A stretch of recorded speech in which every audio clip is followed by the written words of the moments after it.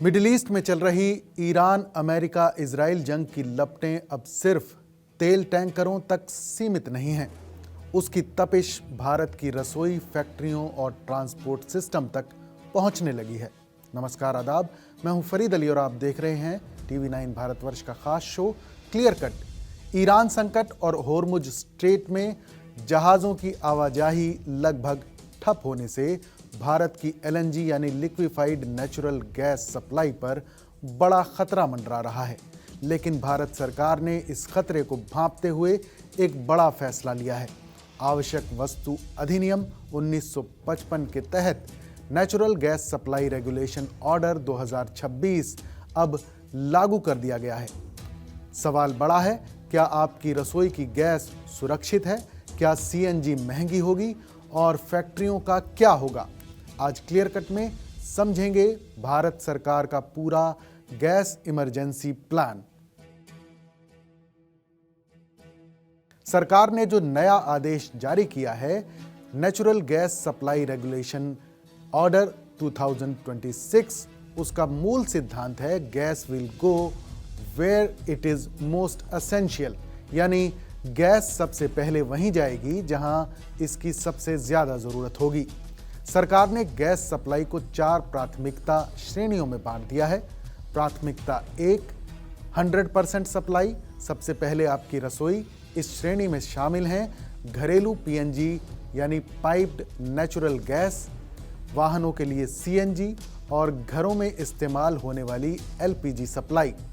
सरकार ने साफ कर दिया है कि आम लोगों के चूल्हे और ट्रांसपोर्ट सिस्टम पर कोई आंच नहीं आने दी जाएगी। प्राथमिकता नंबर 2 80% तक सप्लाई। दूसरे नंबर पर है उर्वरक यानी फर्टिलाइजर प्लांट, क्योंकि अगर गैस की सप्लाई रुकती है तो यूरिया और दूसरे खाद का उत्पादन प्रभावित हो सकता है, जिसका असर सीधे खेती और खाद्य सुरक्षा पर पड़ सकता है। इसलिए इन प्लांट्स को उनकी औसत खपत की 70 से 80% गैस सुनिश्चित की गई है। प्राथमिकता नंबर 3 तीसरी श्रेणी में आते हैं चाय उद्योग और बड़े मैन्युफैक्चरिंग सेक्टर। इन सेक्टरों को 80% तक गैस सप्लाई दी जाएगी ताकि उत्पादन पूरी तरह बंद ना हो। प्राथमिकता नंबर 4 80% तक सप्लाई। चौथी श्रेणी में है छोटे उद्योग, कमर्शियल ग्राहक, उन्हें भी 80% गैस सप्लाई सुनिश्चित की जाएगी। यानी सरकार की प्राथमिकता साफ है, पहले आम आदमी, फिर खेती, फिर उद्योग। जब होर्मुज संकट में है तो गैस आएगी कहां से? अब सबसे बड़ा सवाल है, अगर होर्मुज जलडमरू मध्य यानी स्ट्रेट से जहाज़ों की आवाजाही रुकती है तो भारत को गैस मिलेगी कहां से? इसके लिए सरकार ने तैयार किया है सप्लाई डाइवर्जन प्लान। इस योजना के तहत रिलायंस O2C, गेल, पेटा, ONGC पेट्रोकेम प्लांट्स और कुछ पावर प्लांट्स, इनकी गैस सप्लाई में अस्थायी कटौती की जाएगी और वो गैस घरेलू और प्राथमिक सेक्टरों को दी जाएगी। LPG उत्पादन बढ़ाने का आदेश। सरकार ने रिफाइनरियों को ये भी आदेश दिया है कि LPG उत्पादन बढ़ाया जाए और जो LPG एक्सपोर्ट होने वाली थी उसे अब देश के अंदर ही इस्तेमाल किया जाएगा। यानी Indian oil, Bharat petroleum, Hindustan petroleum, इन कंपनियों को अतिरिक्त गैस दी जाएगी। स्टॉक कितना है? सबसे बड़ी राहत की बात, भारत के पास फिलहाल पेट्रोल, डीजल और LPG का इतना स्टॉक मौजूद है कि फिलहाल घबराने की जरूरत नहीं है। ये फैसला सिर्फ एक प्रशासनिक आदेश नहीं है, इसके पीछे कानूनी ताकत भी है।